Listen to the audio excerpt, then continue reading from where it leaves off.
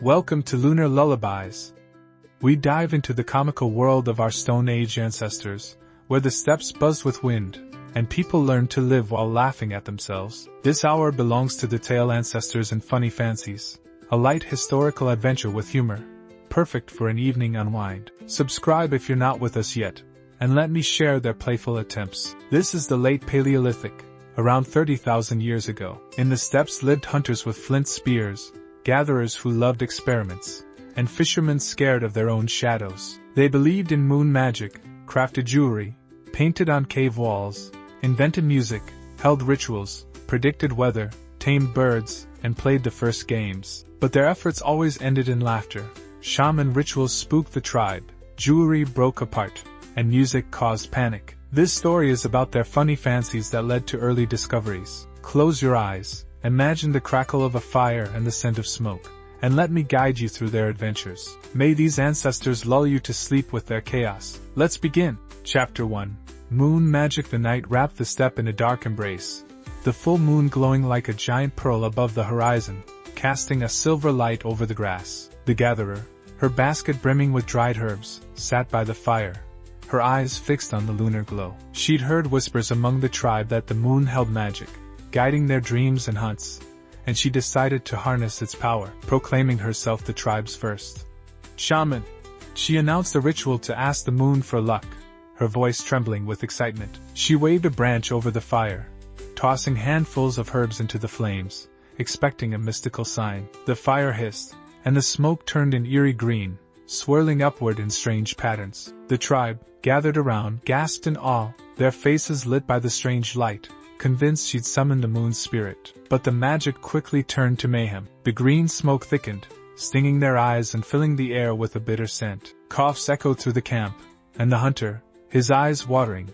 mistook the smoke for an attack by angry spirits. Grabbing his flint spear, he lunged at a shadow, shouting about unseen enemies, his wild swing sending embers flying. The tribe panicked, scattering in all directions, some diving behind rocks, others tripping over hides in their haste to escape the spirit invasion. The gatherer, caught up in her dance, didn't notice the chaos until she stumbled over a log, landing in a patch of grass with a thud, her branch flying into the fire. The smoke cleared, revealing the tribe's bewildered faces, and their fear turned to laughter as they realized there were no spirits, just a very ambitious gatherer and a very smoky fire. Determined to salvage her ritual, she stood up, dusted off her hides, and tried again, this time keeping it simple. She raised her arms to the moon and sang a soft, wavering tune, her voice carrying over the steppe. The tribe, still chuckling, joined in, their off-key voices blending into a comical chorus under the moonlight. The ritual may not have brought luck,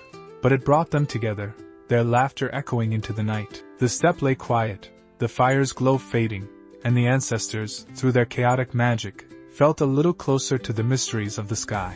Chapter 2. First jewelry. The sun rose over the steppe, painting the grass in golden hues, as the hunter sat by a stream, turning a smooth seashell over in his hands. He'd seen the gatherer weave grass into her hair and decided he, too, needed something to stand out, a necklace to make him look mighty on the hunt. Using a flint knife, he carefully drilled small holes into a handful of shells, his tongue sticking out in concentration as he worked. He threaded them onto a sinew string, tying knots with clumsy fingers, and held up his creation with a triumphant grin. The necklace gleamed in the sunlight, and he draped it around his neck, puffing out his chest as the tribe nodded in approval, though a few suppressed giggles at his newfound vanity. Eager to test his adornment, he led the tribe on a hunt, stalking a deer through the tall grass. But as he crouched to strike, the sinew snapped, and the shells scattered across the ground with a clatter, startling the deer into a sprint. The hunter, more concerned with his necklace than the prey, dropped his spear and scrambled after the shells, diving into the grass to retrieve them. He emerged with a handful of dirt and a single shell, his hide tunic smeared with mud, while the deer vanished into the distance. The tribe, watching from a nearby hill, doubled over with laughter, their voices carrying over the steppe as the hunter stood, his mighty look replaced by one of sheepish defeat. Meanwhile, the gatherer, inspired by his attempt, crafted a bracelet from small bones, tying them together with grass fibers. But she overdid it, adding so many bones that the bracelet clinked loudly with every move, making it impossible to gather herbs quietly. She shook her wrists, trying to work, but the noise scattered a flock of birds, and she sighed, joining the tribe's laughter at her own expense. Jewelry became their first fashion statement, though a hilariously impractical one, marking a step towards self-expression in their rugged world. The steps shimmered with the morning light, and the ancestors, through their blunders, discovered the joy of adornment, their laughter a testament to their growing creativity. Chapter 3.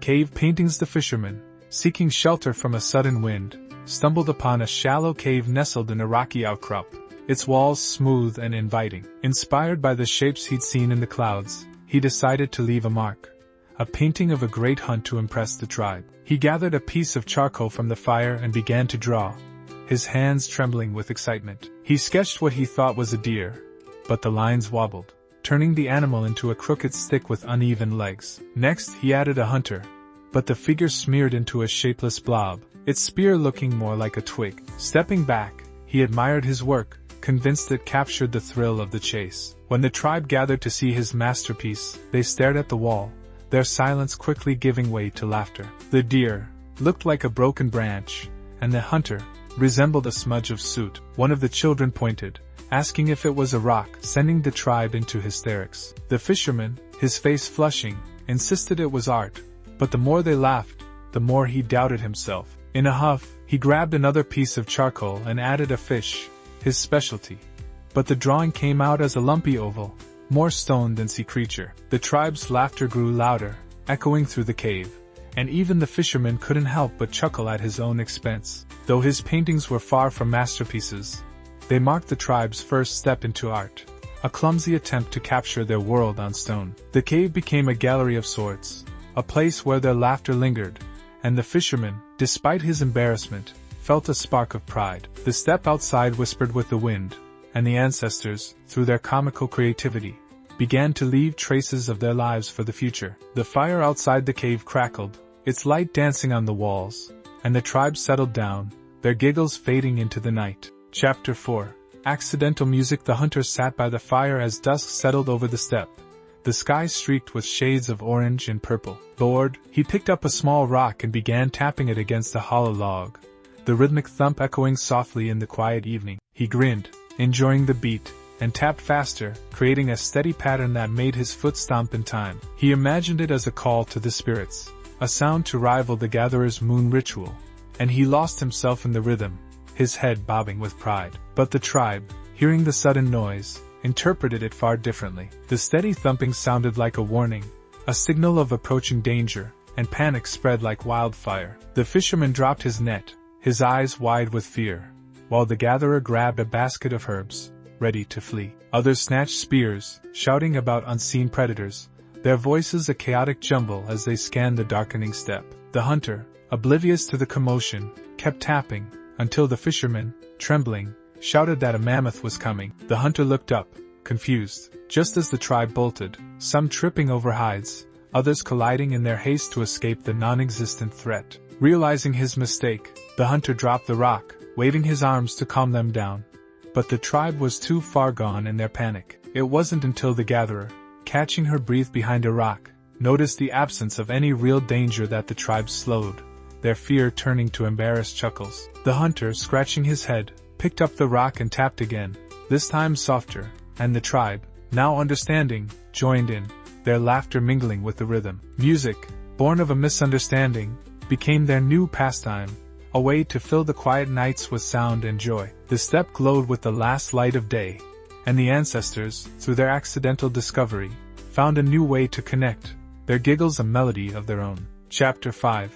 Hunting Ritual. The gatherer, eager to ensure a successful hunt, decided the tribe needed a ritual to bring luck, a way to call the animals closer. She gathered branches and tied them with grass, creating a makeshift crown, and announced a dance to honor the spirits of the hunt. Under the midday sun, she began her ritual, waving the branches in wide arcs, her voice rising in a chant that was more enthusiastic than tuneful. She spun around the fire, her movements wild and uncoordinated, the branches swishing through the air as she leaped and twirled, convinced the spirits would be pleased. The tribe watched, at first intrigued, but their awe turned to amusement as the gatherer's dance grew more chaotic. A branch snapped, whipping her in the face, and she stumbled, tangling herself in the grass crown, which fell over her eyes. Blinded, she spun faster, her chants turning to yelps as she tripped over a rock, landing in a heap near the fire. The tribe burst into laughter, clutching their sides, but the real comedy came when a herd of deer,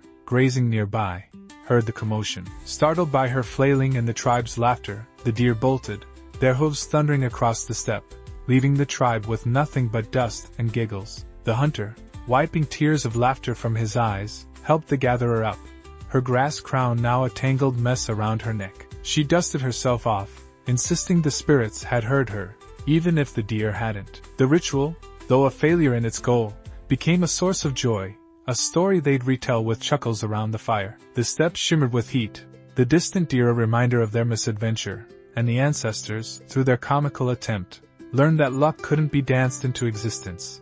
But laughter could. The fire crackled, its warmth a comfort, and the tribe settled down, their spirits lifted by their shared silliness. Chapter 6. Weather Prediction. The fisherman, always anxious about the elements, took it upon himself to predict the weather, hoping to warn the tribe of coming storms. He stood on a hill, sniffing the air with a serious expression, his eyes squinting at the sky. A few wispy clouds drifted above, and he declared, with all the confidence he could muster, that a great rain was coming, a deluge that would soak the steppe. The tribe, trusting his newfound role as weather seer, scrambled to prepare, bundling hides into waterproof shelters and moving their fire under a rocky overhang. The fisherman nodded, satisfied, as he watched them work, certain his prediction would save the day. But the hours passed, and the sun continued to shine, its golden light mocking the fisherman's forecast. The clouds drifted away, leaving a clear blue sky, and the tribe, sweating under their heavy shelters, began to grumble. The hunter, poking his head out, pointed at the sun with a smirk, asking where the rain was. The fisherman, flustered, sniffed the air again, claiming the clouds had tricked him, a statement that sent the tribe into fits of laughter. They emerged from their shelters, tossing aside the hides, and teased the fisherman mercilessly, asking if the sun would trick him next. He sat by the fire, his face red, but couldn't help joining in their laughter, his prediction a comical flop. The steppe basked in the sunlight, its grasses swaying gently, and the ancestors, through their mistaken forecast, learned to take the weather, and themselves, less seriously. The fisherman's attempt at prophecy became a running joke, a light-hearted reminder of their shared humanity. The fire glowed as the day waned, and the tribe, their laughter fading into the breeze, settled down, their day brightened by the fisherman's well-meaning blunder. Chapter 7.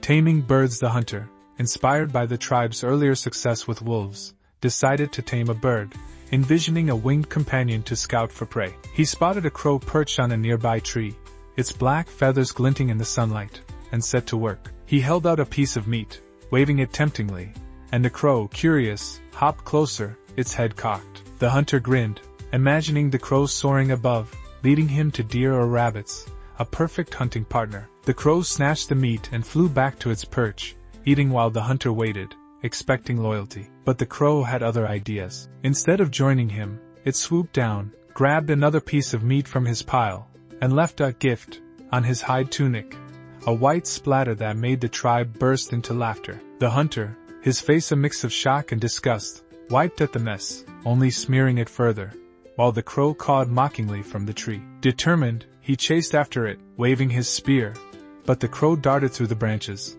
leading him on a wild goose chase across the steppe. He tripped over a root, landing in a patch of mud, and the tribe's laughter echoed as the crow returned to its perch, victorious. The hunter, covered in mud and crow gifts, gave up on taming the bird, but the tribe couldn't stop giggling at his expense. The steppe shimmered with the afternoon light, the crow a reminder of their failed experiment, and the ancestors, through their comical attempt, learned that not all creatures wanted to be tamed. The fire crackled as they settled for the evening, their laughter a shared bond, and the hunter, despite his mess, joined in, his pride bruised but his spirit intact. Chapter 8. Children's Games. The tribe, seeking to entertain the children, decided to invent a game, a way to pass the time between hunts. The hunter suggested tossing small stones at a target, a circle drawn in the dirt with a stick, declaring it a test of skill. The children, eager to play, gathered stones, their eyes bright with excitement, and the tribe watched, hoping for a moment of peace. The first child threw a stone, landing it close to the target, and the tribe cheered, impressed by the little one's aim. The hunter clapped, proud of his idea, imagining a new tradition for the tribe. But the game quickly spiraled into chaos. The children, caught up in the excitement, began tossing stones in every direction, ignoring the target entirely. Stones flew through the air, bouncing off rocks and hides, and one hit the hunter square on the shin, making him hop in pain with a yelp. The tribe laughed as he rubbed his leg, his proud grin replaced by a grimace, while the children kept throwing, their aim growing wilder. The gatherer ducked as a stone sailed over her head, and the fisherman, predictably, hid behind a rock, shouting about the danger. The game turned into a comical melee, with stones scattering across the camp until the hunter, limping, called a halt, his shin bruised but his sense of humor intact. Though chaotic, the game brought joy, a fleeting moment of play in their harsh world, and the children's laughter rang through the steppe, a sound as precious as any hunt. The ancestors, through their messy invention, discovered the value of fun, their giggles a reminder of their shared humanity. The sun dipped low, casting long shadows, and the tribe settled around the fire, their day ending in light-hearted chaos. Conclusion: you sit by the fire, its embers glowing softly, casting a warm light across the steppe. The hunter snores loudly, a shell still clutched in his hand, a remnant of his failed necklace, his dreams likely filled with mighty hunts and mischievous crows. The gatherer, wrapped in a hide, smiles in her sleep, perhaps dreaming of her moonlit rituals or the herbs she'll gather at dawn. The fisherman, his eyes half open, gazes at the moon, wondering if it holds the secrets of the weather, his spear resting beside him as if ready for another adventure. The tribe around them sleeps soundly, their breaths rising in soft clouds, the children curled up with stones still in their hands, dreaming of games and laughter. The wind sings a lullaby, rustling the grass with a gentle touch, and the stars above shimmer like a blanket of light, wrapping the steppe in their glow. The ancestors' day, filled with laughter and chaos, has come to an end, leaving behind lessons woven into their fancies, rituals that brought them together, art that made them laugh, and games that filled their hearts with joy. You feel the weight of the day lift, the steppe's vastness a comforting embrace as you settle among them. The fire's warmth lingers, a gentle reminder of their triumphs, and the night, once wild, now feels like a friend cradling you in its quiet. Sleep beckons, pulling you into its depths like a soft current, and as your eyes close, the ancestors' snores blend with the wind, their rhythm a soothing melody that guides you into dreams as playful and wonderful as their day. The steppe fades into the background, its grasses swaying in your mind, and the moon above becomes a guardian of your rest, leading you to peace. You drift off, carried by the echoes of their laughter, their clumsy steps toward creativity, a story that lulls you into calm. Good night, traveler of the Stone Age. Rest well under the stars, where the ancestors' dreams become your own, and the night holds you close until the dawn.